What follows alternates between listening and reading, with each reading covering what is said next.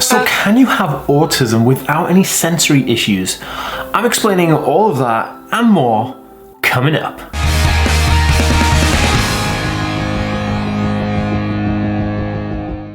Hey guys, welcome back to the Ask Me world. My name is Dan. I have autism, ADHD, OCD and dyslexia, and I make weekly videos on this type of content. So if you're new around here and you'd like to learn more about this subject, remember to hit that subscribe button by clicking the notification bell down below. And if you're watching over on Facebook, be sure to give this page a like and a follow to see more videos just like this one.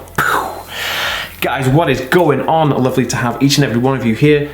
Love it. Thank you so much. Also, I'd just like to say that this video is sponsored by Soundstream headphones. What are Soundstream headphones, you ask? I'm glad you asked. Soundstream programs help children and adults on the autism spectrum with sensory processing disorder and special educational needs. A company that's recommended by therapists and professionals globally, Soundstream is a multi-sensory music movement program. The Soundstream headphones are equipped with dynamic filters and bone conduction technology that helps improve motor skills and cognitive development in children and adults. So kind of like you put these on and then you like go through the list of programs and you take their like actual like so many days or so many weeks program, which you do every day, and then it tells you to do different stretches while listening to different music. I've tried this thing for like you know, however long I did it for. I think I did it for like a week and it was absolutely amazing. This thing actually really was fascinating, which is why I wanted to work with them again. I did a video with them before, but I wanted to do another one, and these guys kindly sponsored this video and I love it. So the Soundsory works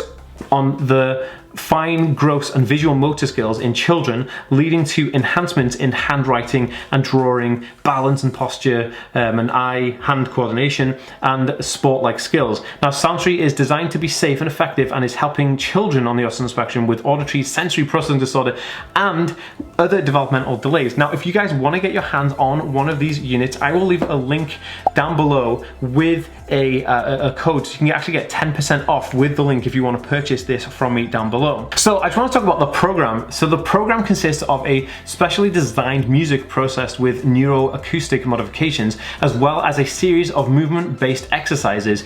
It's a 40-day program divided into 2 sections of 20 days each, with a break of 1 month in between. Each day consists of 30 minutes of music and exercise. Soundstream helps improve fine gross motor skills in children and things like handwriting and balance and posture and hand-eye coordination, which is super awesome. You get 9 hours of battery time in these headphones when they're fully charged, and you also get access to the online exercise videos with an option to switch to Bluetooth mode. And as a regular headset, you know, you can use these things as your daily kind of listeners, which is pretty cool because they're just super snazzy, super cool, and so you can actually use them as your Bluetooth headset for your phone, and you can also discreetly do your program. So that's super awesome. Please check them out. Like I said, link in the description below. You get 10% off with this and I highly recommend it. Okay, so if you guys want to follow me on Instagram and Twitter, you can do so by giving me a follow at the Ask Me World. My handle is on the screen here and in the description below, and it'd be super awesome if you could do that. And also, if you want to download my free Autism Hacks PDF for daily hacks,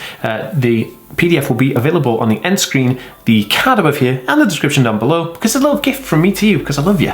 So, that being said, guys, let's get on with this video. Crank it up to 10. I don't know why I just did that. Okay, so, I had this question come up a lot, where people, you know, I do videos on autism, characteristics and traits, and I call them symptoms, but really symptoms isn't a word that you would really characterize with autism, even though it is a word that people do search for.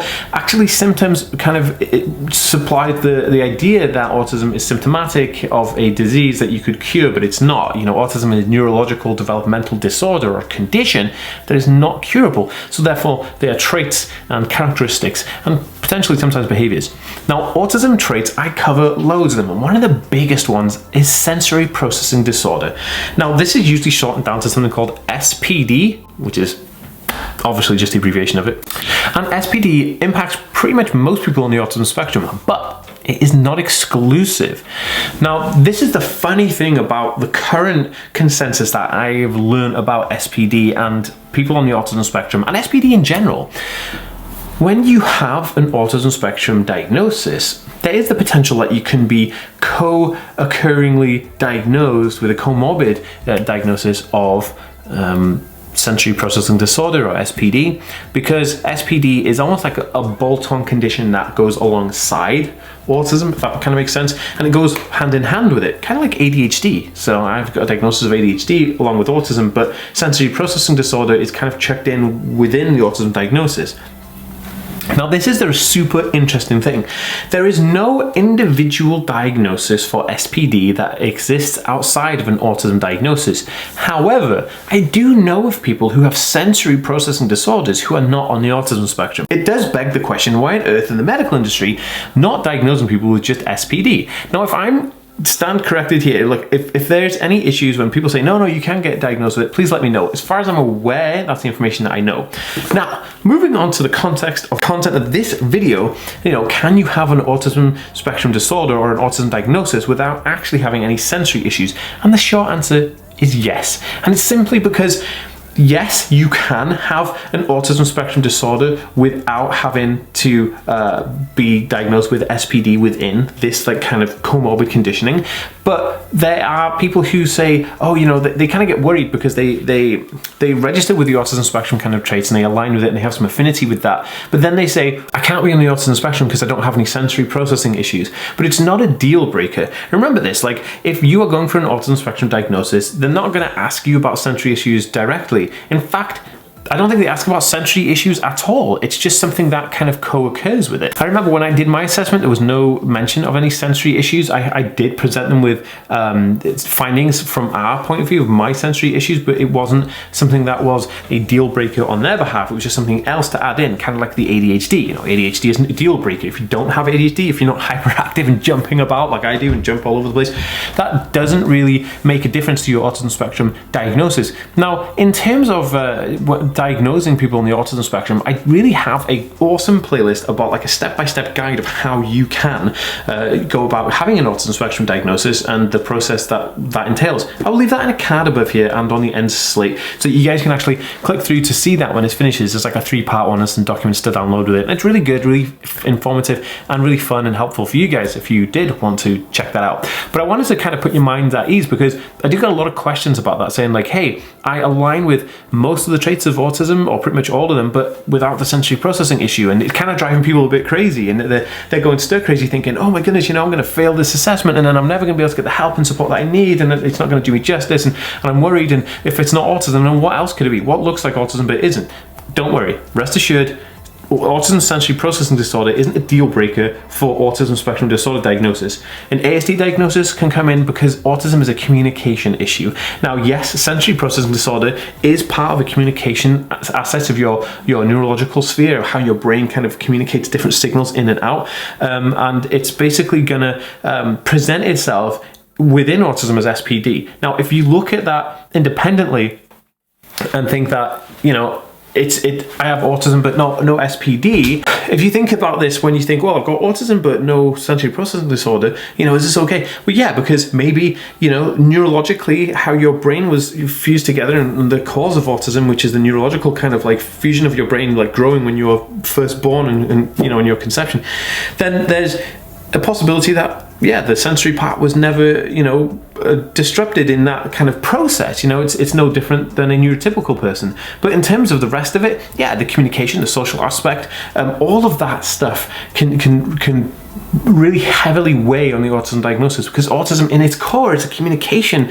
and a socializing issue, and it's how you communicate with the outside world. That's basically what they're saying when they're diagnosing people with autism. They're looking outwards. They're looking at saying not what are the common traits with somebody. SPD is a common trait, but they're not looking at those common traits. What they're looking for is, does this person have difficulties with the communicating of the outside world? And yes, I understand we communicate with the outside world using sensory processing, but in terms of that being a deal breaker, I wouldn't worry about it. And it's definitely not the be all and end all. Now, moving forward in the future, do I think that they are going to change it so that sensory processing disorder is going to be an independent diagnosis? I really think they should, because there are a lot of people who have sensory processing issues that aren't on the autism spectrum, which is just kind of crazy that they're not getting diagnosed, right? And they're not getting help for that, because that could just be really helpful. And of course, if you have an additional need, or a special educational need, and that's not being met or even spoken about when you're in public or education establishments or anything academic, then you're losing out, and for no fault of your own. So I do think we need to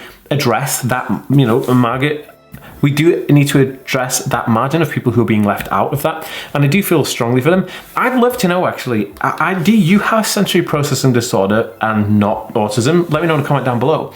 Or do you have autism and no sensory processing disorder? I'd love to know that too. I read and respond to every single comment, so I'd love to have that conversation flow with you, because it's very important that we have this discussion here, because each and every one of you guys is super awesome. Right, in terms of that, I would just like to say thank you so much for watching this video. I will see you in the next one. Subscribe if you haven't, give this video a thumbs up, and I'll see you next time, guys. Peace.